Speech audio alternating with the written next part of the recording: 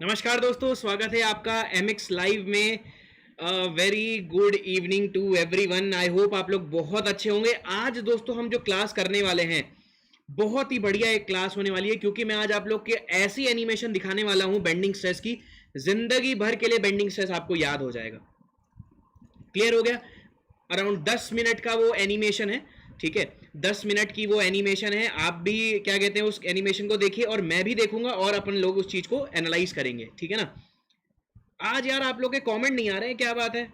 आज आप लोग बहुत थके हुए हो क्या? आज की क्लास में हम क्या करने वाले हैं, जो कल हमारे 6 क्वेश्चन रह गए थे, उन 6 क्वेश्चन को हम डिस्कस करेंगे और साथ ही साथ एक एनिमेशन देखेंगे। एक एनिमेशन देखेंगे जो कि 10 मिनट्स का है। एक 10 मिनट्स का हम एनिमेशन देखेंगे ताकि आपको बेंडिंग वाला जो कॉन्सेप्ट है बहुत अच्छी तरीके से समझ में आ जाए। क्लियर हुआ? तो यार कोई भी अभी तक मैसेज नहीं आ रहा है, क्या बात है यार? ओहो, मैसेज मेरे में आ नहीं रहे थे। नूर आलम यार, good evening. Sultan, Vishal, very good evening everyone, very good evening. वही मैं कहूं यार, ऐसा हो नहीं सकता कि मेरे स्टूडेंट विश ना करें मुझे, ठीक है। चलो अब जाके मुझे मैसेजेस दिखें।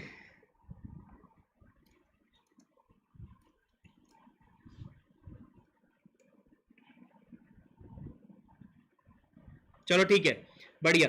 6 क्वेश्चन हमें करने हैं। कल का ये क्वेश्चन बहुत इंपॉर्टेंट, देखिए क्या दिया हुआ है। A thin steel ruler having its cross section of, एक थिन स्टील रूलर है, मतलब एक स्केल है, थिन स्टील रूलर। ये स्केल देखिए, ये स्केल है, ठीक है। चलो इसे सही से कर देता हूं। तो ये 6 क्वेश्चन रह गए थे। आई होप, देखिए कई सारे स्टूडेंट ने तो ये क्वेश्चन कर लिया होगा, बट जो एक क्वेश्चन सॉल्व करने का जो अप्रोच होता है वो थोड़ा सा कभी कभी डिफरेंट हो जाता है। अगर आप थोड़ी देर के लिए सॉल्यूशन देख लेंगे तो हो सकता है कुछ नया आपको सॉल्यूशन मिल जाए, ठीक है। एक स्टील रूलर है, थिन स्टील रूलर। देखिए एक थिन स्टील रूलर है, ये देखिए बहुत थिन है, बहुत थिन है, मतलब इसकी जो थिकनेस है बहुत कम है, बहुत कम इसकी थिकनेस है। ये है, ठीक है, थिन स्टील रूलर, ठीक है। और इसका क्रॉस सेक्शन जो है, ये जो क्रॉस सेक्शन है, ये जो क्रॉस सेक्शन है, this cross section is nothing but, अगर मैं इसका फ्रंट व्यू बनाता हूं, this is nothing but 0.026 centimetre, 2.5 centimetre bent, ठीक है। मतलब देखो थिकनेस बहुत कम है, थिकनेस बहुत कम है, तो इसका मतलब ये चीज तो थिकनेस होगी 0.0625 सेंटीमीटर। और ये जो इसकी लेंथ है, ये विड्थ जो है, दैट इज 2.5 सेंटीमीटर। समझ में आया कैसे मैंने ये रिलेट किया? ठीक है, ये चीज क्रॉस सेक्शन आपका हो गया, ठीक है। Is bent by couple applied at its end so that its length L is equals to 25 centimetre. मतलब आपने जब इसे बेंड किया, ठीक है, आपने जब इसे बेंड किया तो इसकी जो लेंथ हो जा रही है वो कितनी हो जा रही है? 25 सेंटीमीटर हो जा रही है। लेंथ 25 सेंटीमीटर हो जाए, मतलब बेंट होने के बाद ये कुछ ऐसा हो जा रहा है। बेंट होने के बाद ये कुछ ऐसा हो जा रहा है, देखिए बहुत ध्यान से।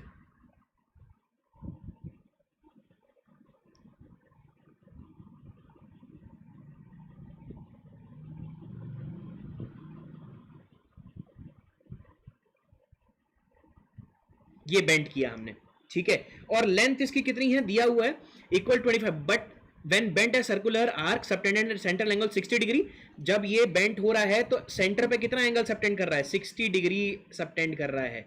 सेंटर पर कितना एंगल सबटेंड कर रहा है? 60 डिग्री सबटेंड कर रहा है। ये देखिए, ये दिया हुआ है, 60 डिग्री दिया हुआ है। क्लियर हो गई ये वाली बात? और देखिए क्या दिया हुआ है, ठीक है। यंग्स मॉडुलस दिया हुआ है, मटेरियल का कितना दिया हुआ है? 2 इंटू 10 की पावर 6। यंग्स मॉडुलस दिया हुआ है 2 इंटू 10 की पावर 6। और डायमेंशन का आपको बहुत ध्यान रखना है, KG per centimetre square. Dimension का आपको ध्यान रखना है, KG per centimetre square. Clear हो गई ये वाली बात? एंड दी लेंथ इज, ये जो लेंथ आपकी हो जा रही है 25 सेंटीमीटर हो जा रही है। Clear everyone? Clear everyone? ठीक है। Let us suppose the radius, radius of the, ये रेडियस, ये जो रेडियस है, ये radius is, let us suppose this is R. ये आपका आर हो गया, ठीक है, ये आर हो गया। और ये जो लेंथ दी हुई है, देखिए ये जो आपकी ये दी हुई है 2.5 सेंटीमीटर दी हुई है, 2.5 सेंटीमीटर। और ये जो थिकनेस है, ये थिकनेस कितनी दी हुई है, दैट इज 0.0625 सेंटीमीटर, ये दिया हुआ है, ठीक है, ये दिया हुआ है। आपसे पूछा क्या है क्वेश्चन में, maximum stress induced in the ruler and the magnitude is, maximum sigma max आपसे पूछा हुआ है, सिग्मा मैक्स आपसे पूछा हुआ है। तो हम बेंडिंग इक्वेशन लगा सकते हैं यहाँ पर, बेंडिंग इक्वेशन लगाते हैं यहाँ पर, देखिए ठीक है ना, बेंडिंग इक्वेशन लगा देते हैं हम। तो बेंडिंग इक्वेशन कैसे लगती है, देखिए bending equation is nothing but sigma by y is equal to E by R, sigma by y is equal to E by R. तो बेंडिंग इक्वेशन लगाते हैं। अब देखिए बहुत ध्यान से, सिग्मा मैक्स आपसे पूछा हुआ है, ठीक है ना, यंग्स मॉडुलस आपको दिया हुआ है, रेडियस ऑफ कर्वेचर कैसे मिलेगा, ये आर कैसे मिलेगा, ये बताइए मुझे बहुत ध्यान से, देखो बहुत ध्यान से, ये जो आर्क है इसका लेंथ आपको दिया हुआ है, एल इज इक्वल टू क्या होता है, आर थीटा होता है, length is equal to R theta होता है कि नहीं होता है। रेडियस अगर आपको निकालना है, length is 25 centimetre, yes or no, 25। अब ये थीटा कैसे निकलेगा, थीटा कैसे निकलेगा, देखिए थीटा 60 डिग्री दिया हुआ है, जब भी कभी थीटा नॉन ट्रिग्नोमेट्रिक फंक्शन में होता है, the theta should be in radian, this theta should be in radian, this theta should be in radian, और आपको डिग्री में दिया हुआ है।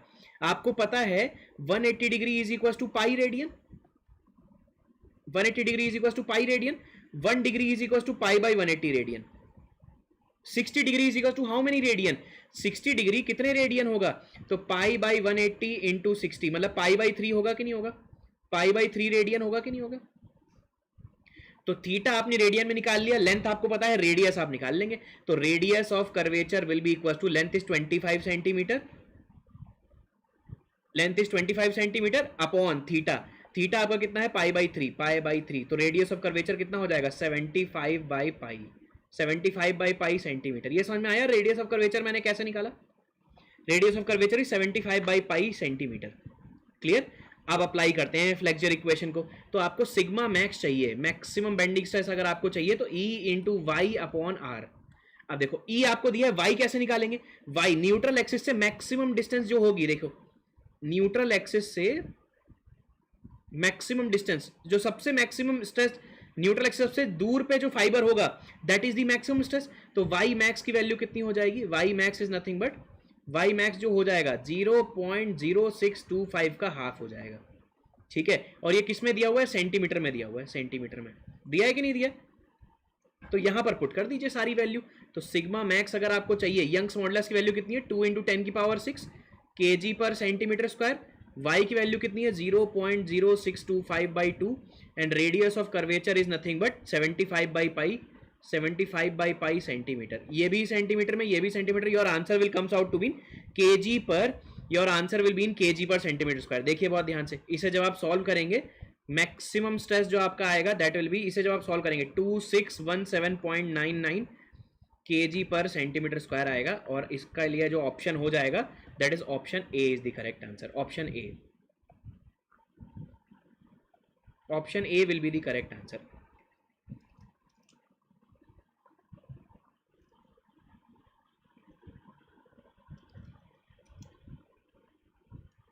सबको समझ में आया ये क्वेश्चन, बहुत ही बढ़िया क्वेश्चन था यार।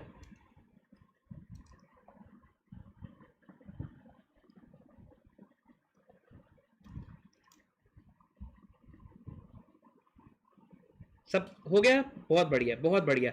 सो option A is the correct answer, option A is the correct answer, ठीक है। ऑप्शन ए पे गोला लगा लीजिए, so this is the correct answer, बहुत बढ़िया। It may came in GATE 2, GATE में आ सकता है 2 मार्क्स में।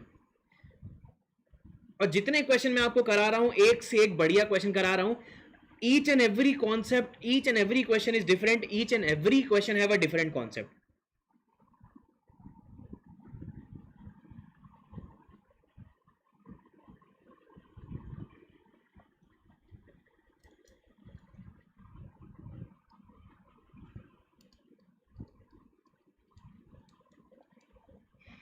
क्लियर एवरीवन,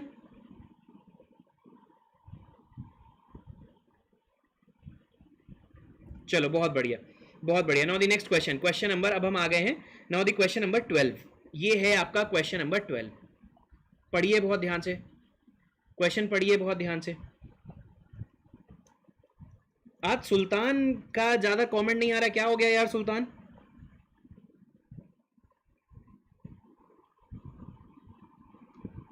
आज क्या हो गया यार आप लोग को, भाई पूरे दिन भर साइट पे मैं थका हुआ हूं और यार कमेंट करने में आप लोग कंजूसी कर रहे हैं। एक बार जितने स्टूडेंट क्लास में हैं यस लिखिए, एक बार यस लिखिए, जल्दी से जल्दी कमेंट में यस लिखिए।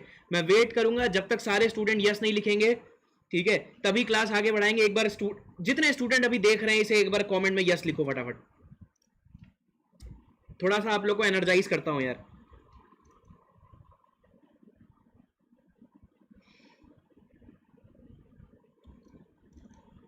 ठीक है भाई, ठीक है, बहुत बढ़िया यार, बहुत बढ़िया। चलो चलो, बहुत बढ़िया, मतलब ठीक है, अटेंटिव हो आप लोग, बढ़िया है यार। आप लोग देखो जितने भी स्टूडेंट हो ना आप, ठीक है, आप, मैं कंटिन्यूअसली आप लोग को देख रहा हूं, आप लोग बहुत सिंसियर हो।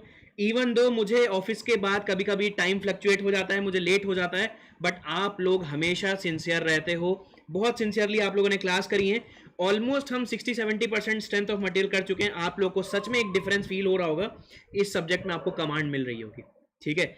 इसके बाद हम लोग YouTube पे ओपन सेशन रखेंगे, क्वेश्चन आयर करेंगे, तो आप देखिएगा आपको सच में क्वेश्चन आपसे सॉल्व होंगे, ठीक है। थोड़ा सा रिवाइज करिए, क्वेश्चन आयर सॉल्व करिए, देखिए सच में आपको डिफरेंस फील होगा, ठीक है। चलो बढ़िया, क्वेश्चन नंबर 12 को पढ़ो, बहुत ध्यान से पढ़ो, इसका क्वेश्चन आंसर निकालते हैं। An unspecified pure bending moment is applied to bend an aluminium rod of radius 2.5 mm elastically into a circular ring of radius 2 metre. आपने क्या किया, आपने क्या किया, इस एल्यूमिनियम रॉड को बेंड किया, ठीक है, जिसका डायमीटर कितना है, रेडियस 2.5 है, तो डायमीटर कितना हो जाएगा, 5 mm हो जाएगा, 5 mm। और ऐसे रेडियस में बेंड किया है, ऐसे रेडियस में बेंड किया है सच दैट द रेडियस, ये जो रेडियस आपका आया है, this radius is nothing but 2 metre, this radius is nothing but 2 metre. Clear. वैसे तो सेंटर तक की डिस्टेंस होती है, ये रेडियस जो आपका आया है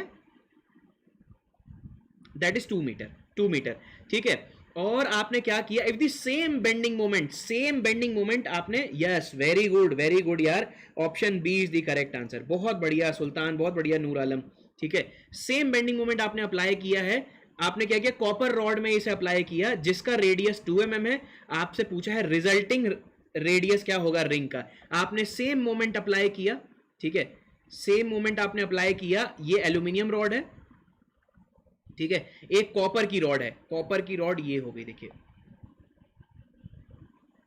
कॉपर की रॉड है जिसका डायमीटर कितना है, 4 mm है, 4 mm, ठीक है। इसका रेडियस ऑफ कर्वेचर आपको निकालना है, इसका रेडियस ऑफ कर्वेचर आपको निकालना है, रेडियस ऑफ कर्वेचर निकालना है। सेम मोमेंट आपने अप्लाई किया, यहां पे भी सेम मोमेंट अप्लाई किया, ठीक है। और क्या दिया हुआ है, Young's modulus of copper and aluminium, ये आपको दिया हुआ है, यंग्स मॉडुलस ऑफ एल्यूमिनियम आपको दिया हुआ है 70 GPa, और कॉपर का कितना दिया हुआ है, 120 GPa,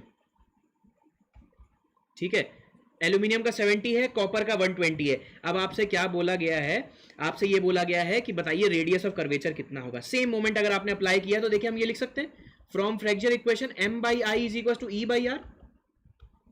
अब सेम मोमेंट अगर अप्लाई हो रहा है तो इसका मतलब क्या लिख सकते हैं, m is equal to EI/r। अगर ये चीज सेम है तो हम लिख सकते हैं E of aluminium into I of aluminium rod upon radius of curvature of aluminium rod is equal to Young's modulus of copper rod into I of copper rod upon radius of curvature of copper rod. लिख सकते हैं कि नहीं लिख सकते। Young's modulus दिया हुआ है, एल्यूमिनियम का कितना है, एल्यूमिनियम का 70 GPa है, 70 GPa। आई कितना हो जाएगा एल्यूमिनियम वाली रॉड का, सर्कुलर है तो π/64 इंटू डी की पावर 4, डायमीटर कितना है 5 mm है तो 5 की पावर 4, 5 की power 4 divide by what is the radius, radius is 2 metre, radius is 2 metre is equal to Young's modulus of copper is 120 GPa into π/64 into what is the diameter of the copper rod, that is 4 mm, 4 की power 4 divided by radius of copper, radius of copper. यहां से आप radius of curvature of copper rod निकाल लीजिए, you will get the answer in metre. Why it is in metre, because same dimension है। आप देखो बहुत ध्यान से, सेम, यहां पर भी GPa, ये भी GPa, ये भी mm की पावर 4, ये भी mm की पावर 4, नीचे मीटर, तो radius of copper rod will be, radius of curvature of copper rod will be in meter. So correct answer will be, when you solve this question you will get the answer, hence the option will be 1.404 meter.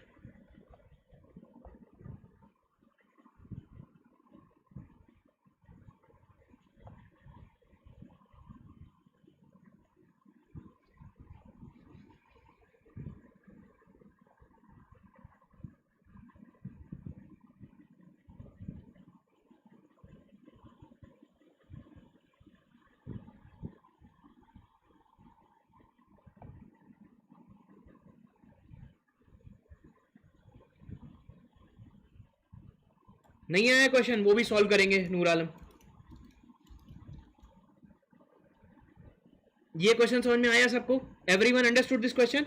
Option B is the correct answer for this. Option B is the correct answer for this. 1.404 1.40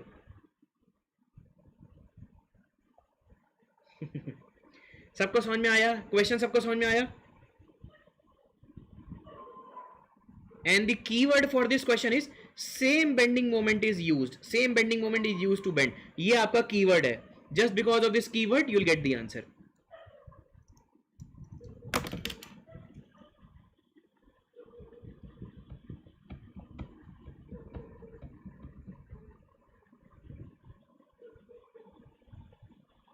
Clear everyone? चलो next question देखिए. This is question number, ये question number 13 है आपका. This is question number 13.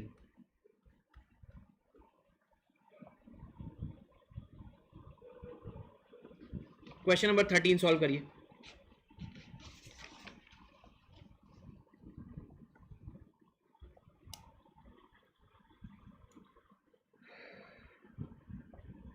किसी का आया ये question? Question number 13 मुझे बताइए. क्वेश्चन नंबर 13 आया किसी का? 17.77. वेरी गुड यार विशाल, बहुत बहुत बढ़िया, बहुत बहुत बढ़िया. देखो रेक्टेंगुलर क्रॉस सेक्शन है. पहले तो आपको ये दिया हुआ है बीम का क्रॉस सेक्शन. बीम का क्रॉस सेक्शन आपको क्या दिया हुआ है? The cross section of width आपको दी हुई है 150 mm, 150 mm, और डेप्थ आपको दिया हुआ है 300 mm.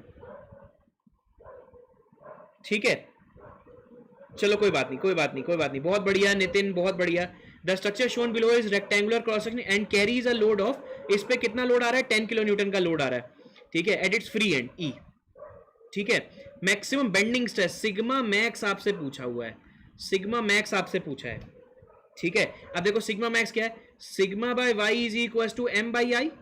अगर आपको सिग्मा मैक्स निकालना है तो अगर आप ये निकाल लें कितना मैक्सिमम बेंडिंग मोमेंट इसमें आया है, एंड वाई मैक्स अगर आप निकाल लें अपॉन आई, तो आपका आंसर आ जाएगा. फिर से देखिए, आपको सिग्मा मैक्स निकालना है. सिग्मा मैक्स अगर आपको निकालना है, अगर आप एम मैक्स निकाल लें, ठीक है, वाई मैक्स निकाल लें, अपॉन आई निकाल लें. Since cross section is same through out the length, तो आई तो कांस्टेंट है. ठीक है, वाई मैक्स कितना हो जाएगा? देखिए बहुत ध्यान से, वाई मैक्स विल बी जो सबसे टॉप मोस्ट फाइबर है, टॉप मोस्ट फाइबर की जो न्यूट्रल एक्सिस से लेंथ है कितनी है? Y max is equal to 150 mm. Y max is equal to 150 mm. Yes, ठीक है. अब मुझे एम मैक्स चाहिए. एम मैक्स कैसे निकलेगा? यहां पर ये चीज हमने इससे पिछले वाले चैप्टर में सीखी थी.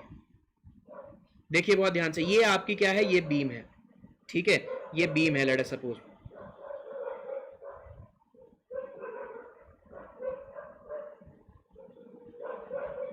ठीक है, दिस इज 4 मीटर, ये 4 मीटर है, और ये आपका क्या है? ये 1 मीटर है, 1 metre. This is 1 metre, this is also 1 metre.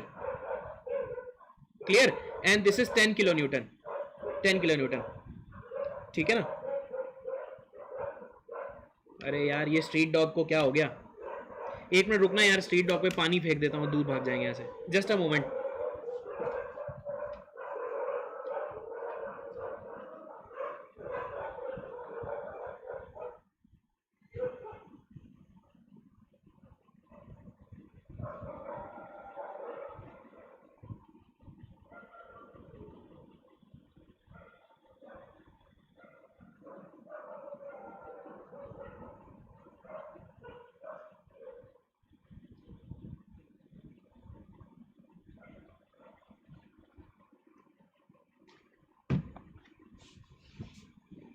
चलो बताओ यार, कोई डर ही नहीं है? स्ट्रीट डॉग में भी मेरा कोई डर नहीं है यार.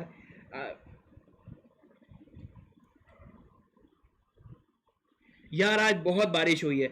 रीजन बीइंग, आज का लेट होने का रीजन क्या है कि आज इतनी बारिश हुई थी कि मतलब मैं आपको क्या बताऊं, बहुत आज सुबह से ही बारिश हो रही है. देखो स्ट्रीट डॉग भाग गए, मतलब मेरा डर है, मतलब कहीं ना कहीं मोहल्ले में लोग मुझसे डरते हैं.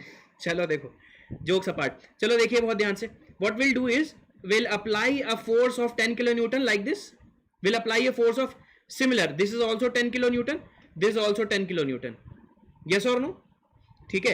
एंड दीज टू फोर्सेस, ये दो फोर्सेस क्या करेंगे, they will form a couple, they will form a couple of anti clockwise, ठीक है। This length is 1, this length is 1, तो clockwise moment of, so you can convert this beam into this, you can convert this beam into this is 10 kilo newton, ठीक है, and anti clockwise moment of 10 kilo newton meter, anti clockwise newton.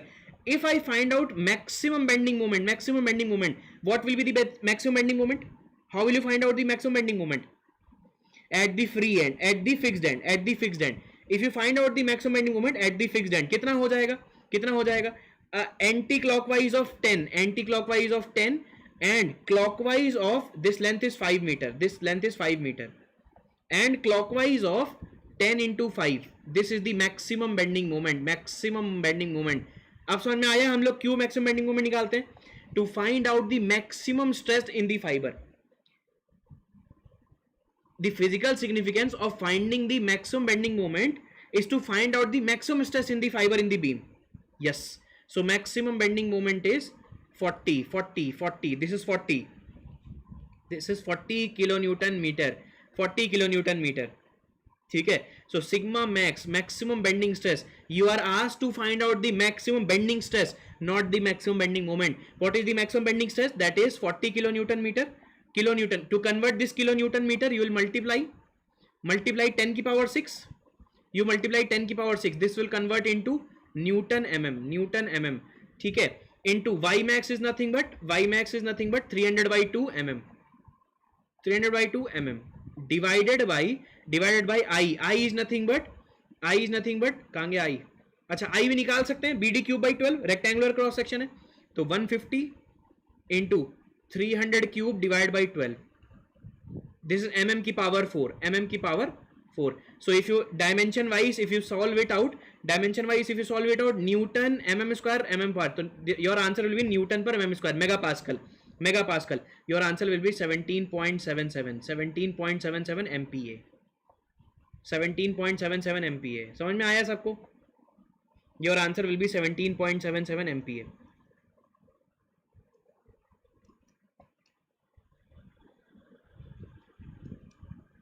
Understood everyone? बहुत बढ़िया question है ये, समझ रहे हैं? मतलब in this question you get the concept of bending moment as well as to find out the bending stress.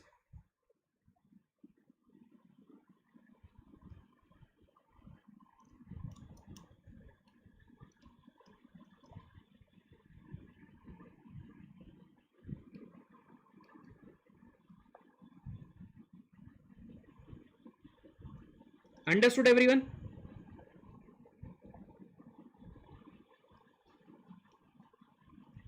Now we'll move towards the next question number 14. ठीक है, now we move towards the next question, that is question number 14. This is question number 14. इसका correct answer बताइए, किसी का correct answer आया है इसका?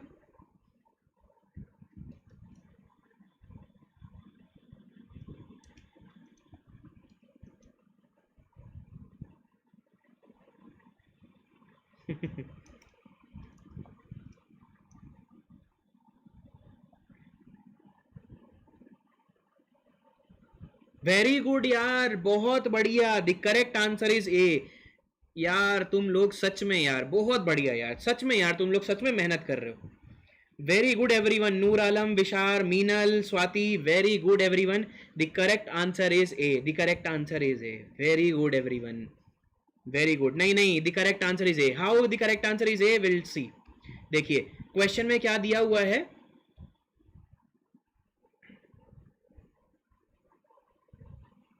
देखिए फर्स्ट विल सी क्वेश्चन में क्या दिया हुआ है. क्वेश्चन में आपको क्या दिया हुआ है, a beam of uniform strength. Uniform strength का मतलब क्या होता है? Uniform, a beam of uniform मतलब sigma maximum is constant throughout the length. Sigma maximum is constant throughout the length, yes or no? Sigma maximum is constant, sigma maximum is constant throughout the length, is constant throughout the length, throughout the length. That is the concept of uniform strength. Beam of uniform strength means the sigma maximum is constant throughout the length, sigma maximum is constant throughout the length. ठीक है, और लिखा भी हुआ in a beam of uniform strength the extreme fibre at every cross section are stressed to maximum allowable stress. Maximum allowable stress is constant throughout the length. ठीक है, I won't use red colour, I will change it out.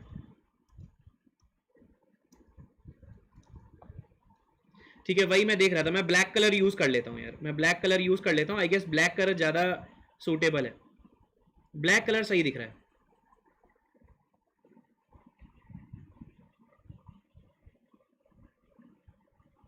ठीक है ना. I use black colour and white colour, right. चलिए, uniform strength the extreme fibre at every cross section are stressed to maximum allowable stress. Consider a solid circular beam of uniform strength.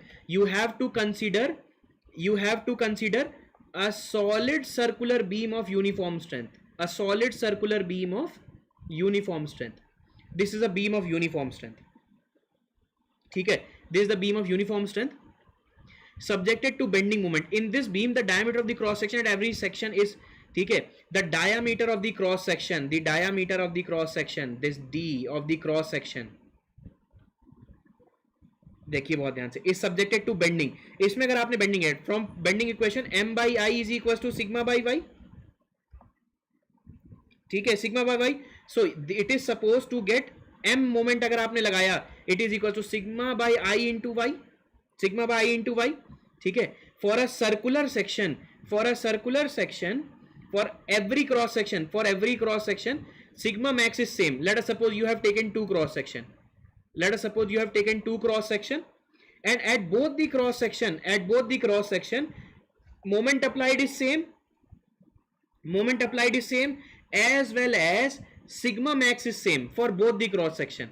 So m is nothing but sigma max into what is moment of inertia for circular section, pi by 64 d की power 4, and what is the maximum y max is nothing but d max, d by 2, this is nothing but d by 2.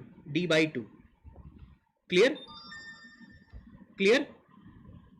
ठीक है, clear. अब देखिए बहुत ध्यान से देखिए, m is nothing but sigma into pi, this is nothing but pi by 32 d cube, right. This is constant for every cross section, this is constant.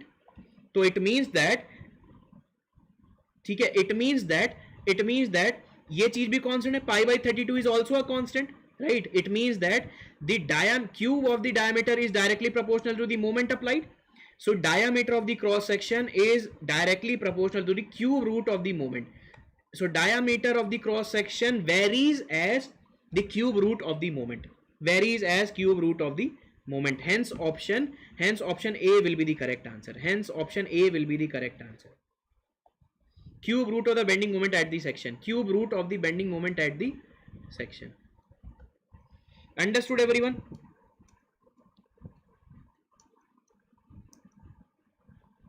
So option A is the correct answer.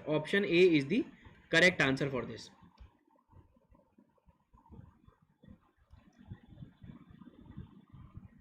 If you vary the cross section, if you vary the diameter of the cross section as the cube root of the moment, sir, we can't comparison of any section for any section. Sigma will be inverse proportional to the area.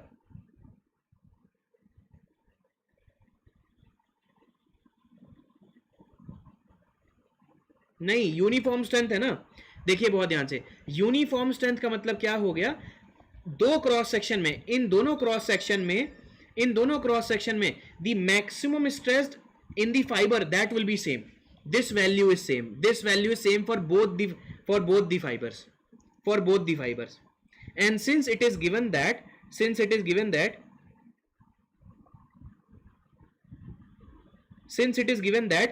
for both the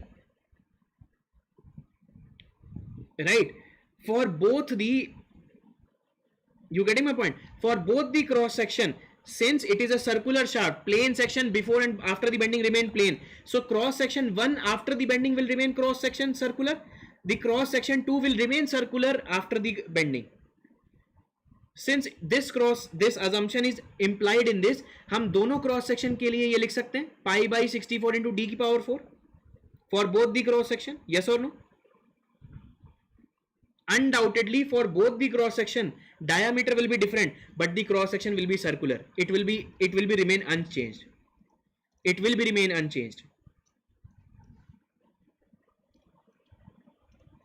You getting my point? Nitin समझ में आया भाई?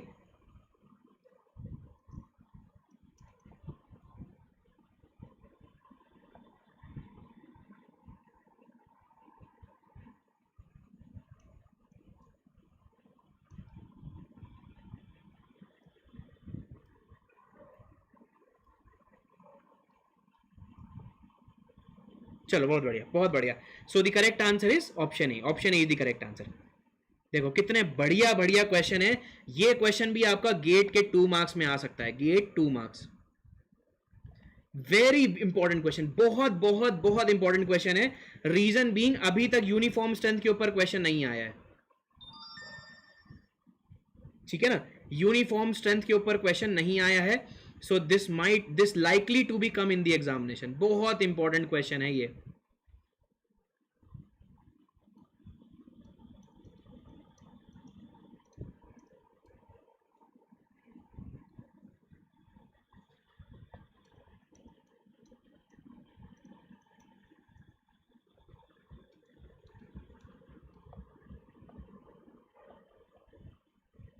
हाँ हाँ, एक question तो कर लें.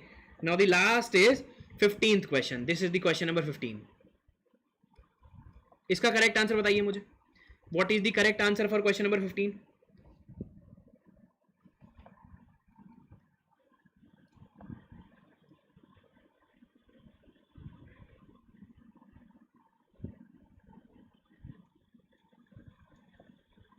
क्या करेक्ट आंसर होगा?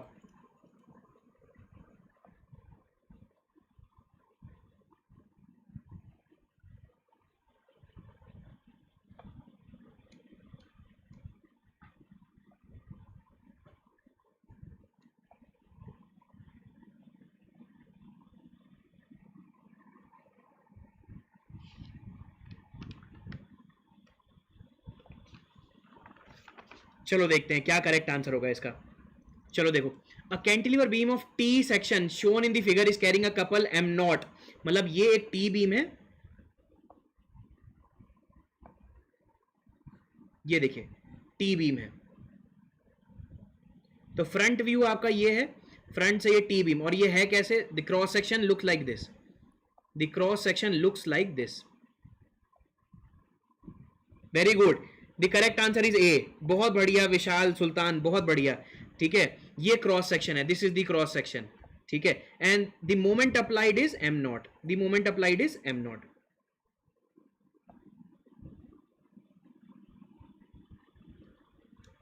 अब देखिए बहुत ध्यान से. ठीक है, and this M nought is applied at the free end. This M nought is applied at the free end. Maximum magnitude of bending stress will occur at maximum since will apply the flexure formula. देखिए बहुत ध्यान से. Sigma by y is equal to M by I. Sigma by y is equal to M by I. And you want maximum bending stress. Maximum bending stress is equal to M into y upon I. ठीक है, अब देखिए बहुत ध्यान से, बहुत ध्यान से आप मुझे देख के बताइए. ठीक है, बहुत ध्यान से मुझे देख के बताइए. This sigma max can be written as is directly proportional to M max into y max. होगा कि नहीं होगा? अब देखिए, जब भी हमारे पास whenever we have a cross section of uniform cross section, this or this, let us suppose this.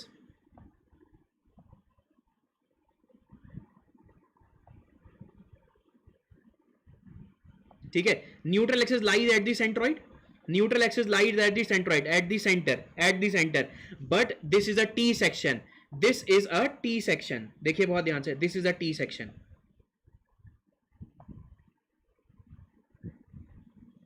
This is a T section. देखिए, since this is a T section, ठीक है, ये अगर डी है. अब आप मुझे एक चीज बताइए, neutral axis will lie at d by two or less than d by two from the top. ये मुझे बताइए. ये टॉप है.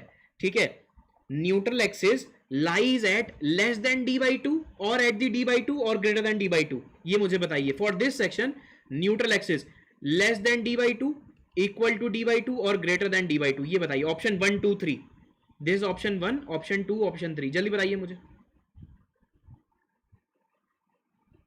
Less than, very good. क्यों लेस देन? बिकॉज ज्यादा मास कहां पर है? More mass is above the neutral axis, so here the neutral axis will lie over here, here the neutral axis lies over here. Option 1 is the correct answer. Yes, very good. So this is the neutral axis, this is the neutral axis. So neutral axis अगर ये है, so mx will lie, this value is less than d by 2, this value is less than d by 2, and this value is more than d by 2, this value is more than d by 2. It means that maximum stress जो lie करेगा, एक minute रुकिएगा, hello hello hello, हाँ बस मुझे आप 15 minute दीजिए, बस मैं क्लास में ही हूँ, इसे ओवर ही कर रहा हूँ। हाँ 9:30 पे मैं कॉल बैक करता हूँ आपको, ठीक है।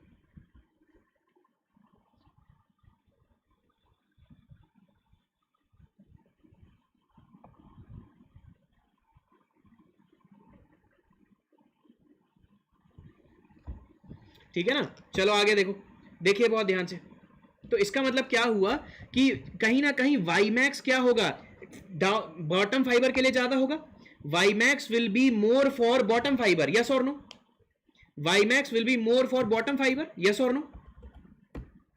Y max will be more for bottom fibre. भाई इक्वल होता है तो टॉप ले लीजिए बॉटम ले लीजिए, एक ही बात है। वाई मैक्स यहां पर बॉटम फाइबर्स के लिए ज्यादा होगा कि नहीं होगा? Yes or no? होगा कि नहीं होगा? ठीक है, अब देखो बहुत ध्यान से, ये जो बीम है, इस बीम में आपने क्या लगाया हुआ है, ये हमने देख लिया क्रॉस सेक्शन में ये हमने देख लिया कि yes maximum stress lies in the bottom fibre में मैक्सिमम आएगा, अब ये देखना है, देखिए कपल आपने लगाया एम नॉट का मोमेंट लगाया, इसका मतलब क्या हो गया, थ्रू आउट दी लेंथ, क्योंकि sigma max is directly proportional to M max into y max. अब देखो बहुत ध्यान से, ये जो एम नॉट का जो कपल है, through out the length the bending moment is constant, throughout the length the bending moment is maximum, that is am not. होगा कि नहीं होगा? तो इसका मतलब मैक्सिमम स्ट्रेस जो होगा बॉटम फाइबर पे होगा थ्रू आउट द बीम। अगर ये पॉइंट लोड होता, if let us suppose this would have been a point load, if this would have the point load, maximum bending moment कहां होता? Fixed and पे होता, तो आंसर क्या हो जाता? तो आंसर आपका हो जाता, ठीक है, तो आपका आंसर हो जाता C, bottom fibre at fixed end. But यहां पर कपल है तो answer will be option A will be the correct answer, क्योंकि यहां पर पॉइंट लोड नहीं है, सिंस हियर इज दी, यहां पर क्या है, यहां पर आपका मोमेंट है, तो इसीलिए थ्रू आउट दी लेंथ, ठीक है, बॉटम फाइबर में क्या है, मैक्सिमम बेंडिंग स्ट्रेस होगा, बॉटम फाइबर में maximum bending, hence option A is the correct answer, option A is the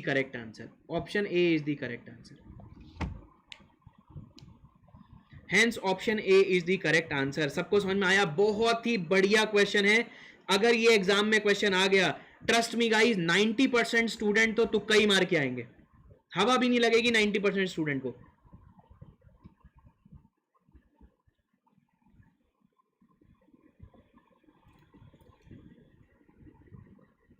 कितना बढ़िया क्वेश्चन है, सच अ ब्यूटीफुल कॉन्सेप्ट।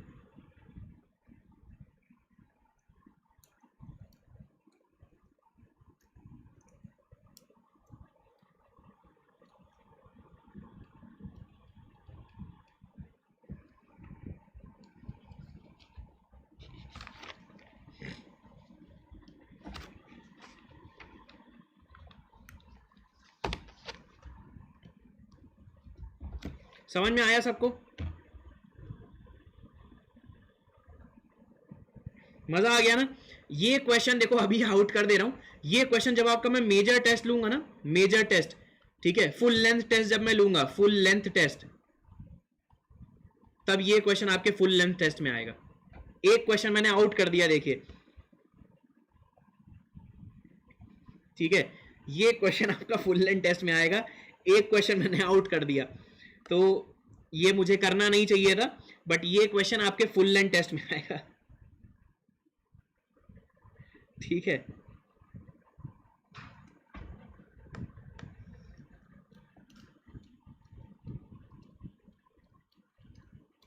अरे वेरी गुड यार, बहुत बढ़िया Sultan, very good very good.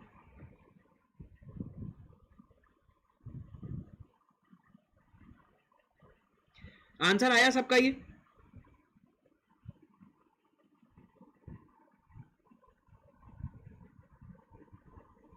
अच्छा, ये क्वेश्चन मैं दे चुका हूं शायद, ये क्वेश्चन मैंने आप लोग को दिया था टेस्ट में कि नहीं दिया था, ये बताइए मुझे। सॉल्व हो गया ये क्वेश्चन, मैं दे चुका हूं क्या टेस्ट में? पहले मुझे बताइए कमेंट में, क्या ये क्वेश्चन दे चुका हूं मैं टेस्ट में? अच्छा, ये क्वेश्चन मैं दे चुका हूं, तो ये क्वेश्चन नहीं आएगा, ये क्वेश्चन टेस्ट में नहीं आएगा। चलो क्वेश्चन सॉल्व करो, question number 16।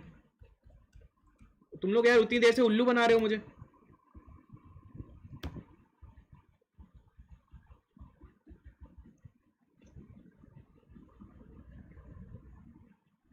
It was there, अच्छा it was there in the examination. चलो ये फिर मेजर में नहीं आएगा, so I take my words back, major test में ये क्वेश्चन नहीं आएगा, I take my words back, ये question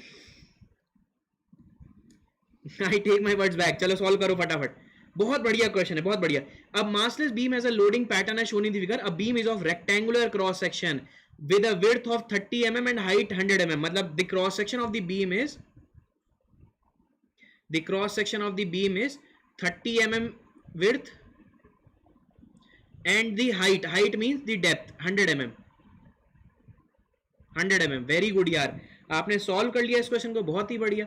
the maximum bending moment occurs eight, bending moment maximum निकालना है कहां पर होगा, बहुत बढ़िया, बहुत आसान क्वेश्चन है यार ये, है ना? ठीक है, चलो देखो, maximum bending moment occurs at, चलो बीम बना लेते हैं, ये बीम बना लेते हैं।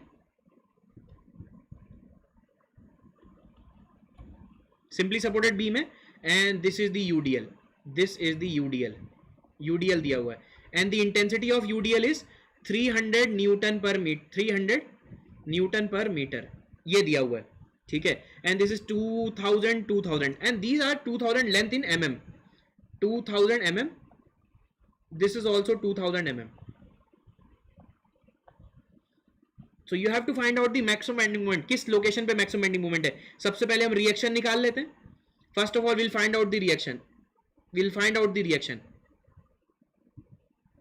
let us suppose this is RA and this is RB, तो RA plus RB कितना हो जाएगा, that is equals to the intensity of the UDL 300 into 2000, 2000 is nothing but 2 metre, ठीक है ना, 3000 है, सॉरी 3000 है, 3000 है, तो 3000 into 2 6000, तो this is 6000 and this 6000 will act at the center of this 6000 Newton will act at this 1 meter from here, from 1 meter from here, yes or no? Now taking moment at the A should be equals to 0, taking moment at the A should be equals to 0, तो क्या हो जाएगा?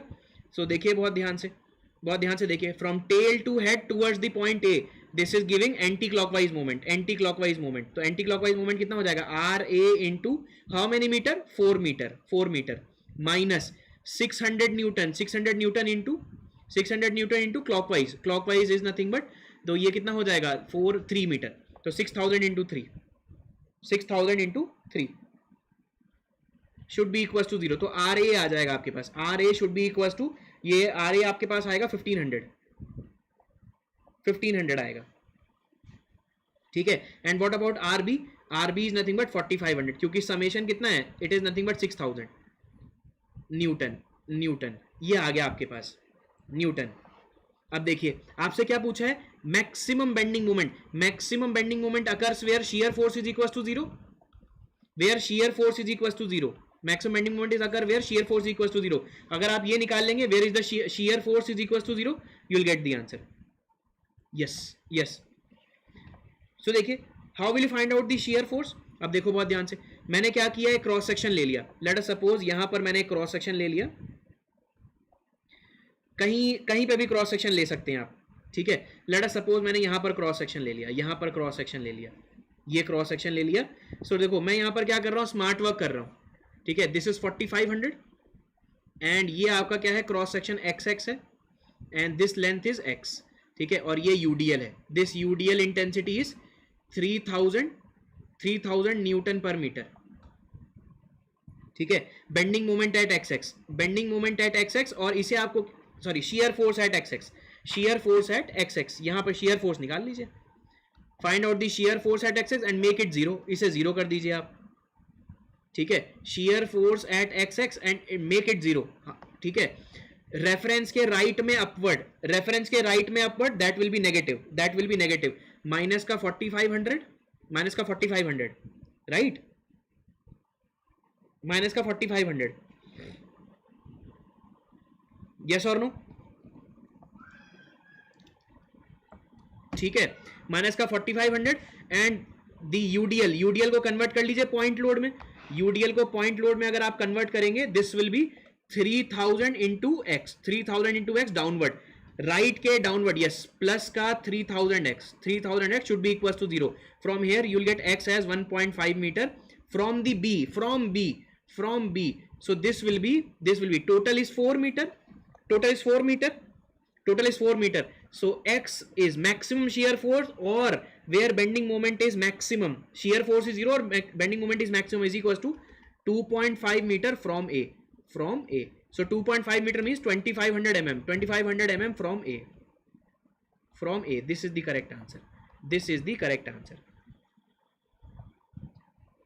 Getting my point? Option C is the correct answer, 2500 from a, 2500 from a.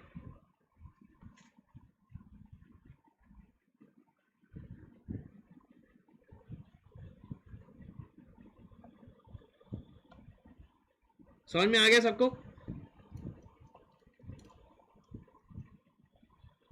Most of the students have taken the cross section and they have analyzed from left to right. Might be there are the chances, अगर मैं भी होता पहली बार question solve कर रहा होता, there might be chances that you have taken the cross section and you have analyzed from left to right. might be ऐसा हुआ होगा.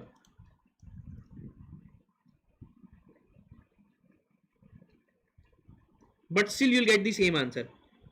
But still you will get the same answer.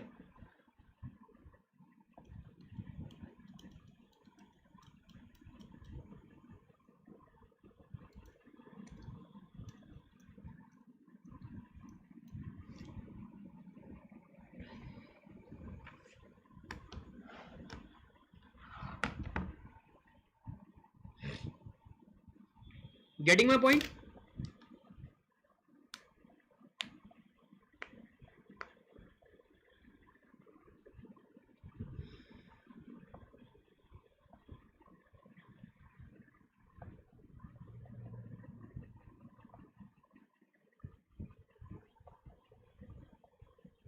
चलो अब देखते हैं हम लोग एनिमेशन देखते हैं. तो this completes your all the question of, this completes all the discussion of test of bending stress. तो ये चैप्टर भी हमारा in every respect it is finish. Bending stress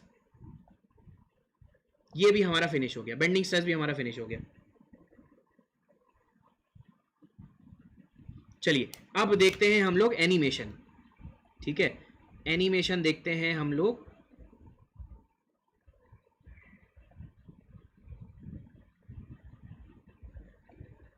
चलिए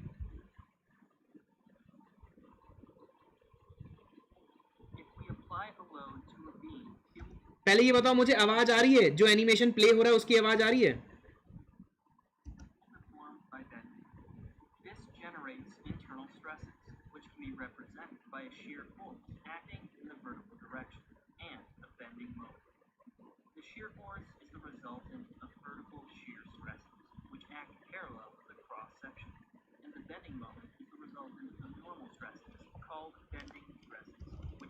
Perpendicular to the cross section. It's important to have a good understanding of these stresses because any design or analysis of a beam will involve calculating them. लो फिर से play कर If देता we हूँ, देखो apply a load to a beam, it will deform by bending.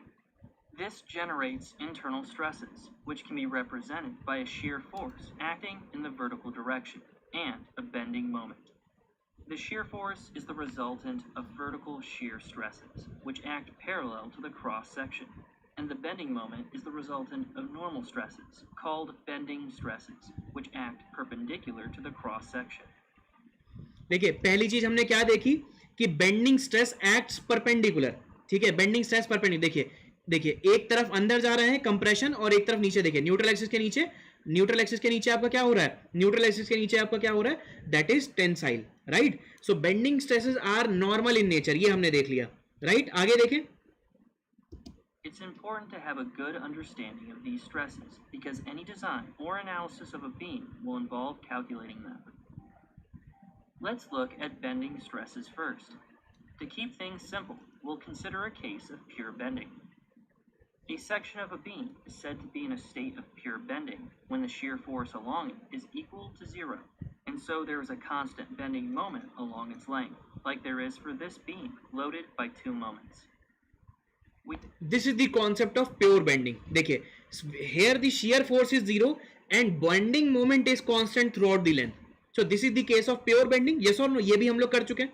तो ये imagine करिए beam के एंड में क्या लगा हुआ है, बीम के एंड में आपके मोमेंट लगे हुए हैं and shear force is zero and bending moment is constant throughout the length. We also have a case of pure bending over the middle section of this beam, where the bending moment is constant.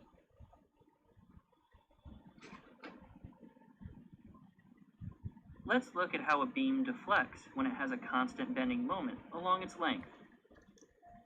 If we imagine the beam as a collection of very small fibers, as the beam deflects, the fibers at the top of the beam get shorter, meaning that they are in compression, and those at the bottom of the beam get longer, so they are in tension.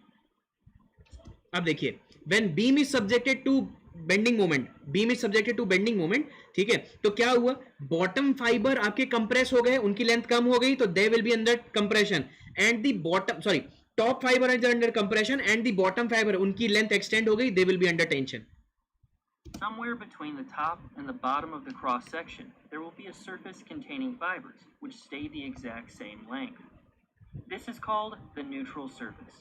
It passes through the centroid of the cross section. Now the next point, there are some fiber on the application of moment, ना ही उनमें compression आएगा ना ही tension आएगा, ठीक है, तो क्या हो जाएगा, they will form neutral surface and this neutral surface passes through the centroid of the cross section। ये वाला पॉइंट समझ में आया आप लोगों को?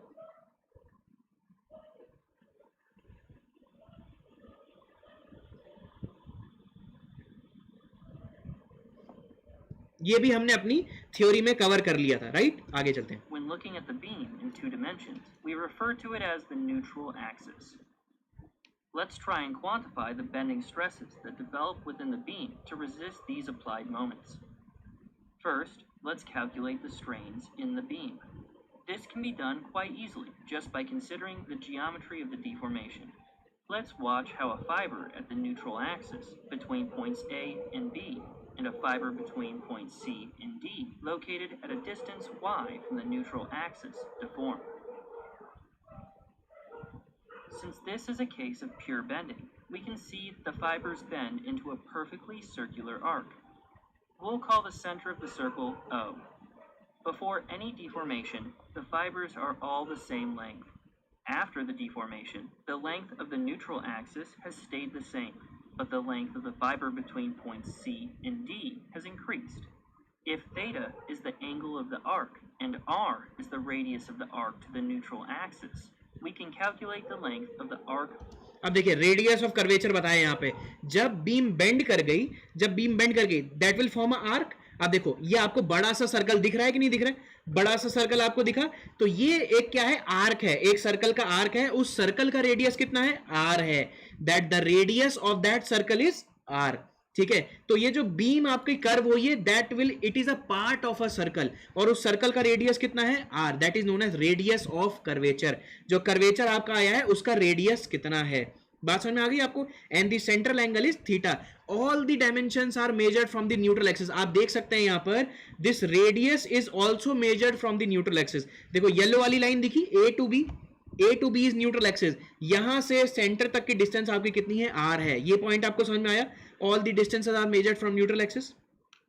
देखो क्लैरिफाई हो रहे हैं पॉइंट सारे? चलिए आगे बढ़ते हैं. Between A and B, like this. And we can calculate the length of the arc between C and D in the same way. Strain is defined as the change in length divided by the original length. And so, we can derive an equation for bending strain at any distance y from the neutral axis.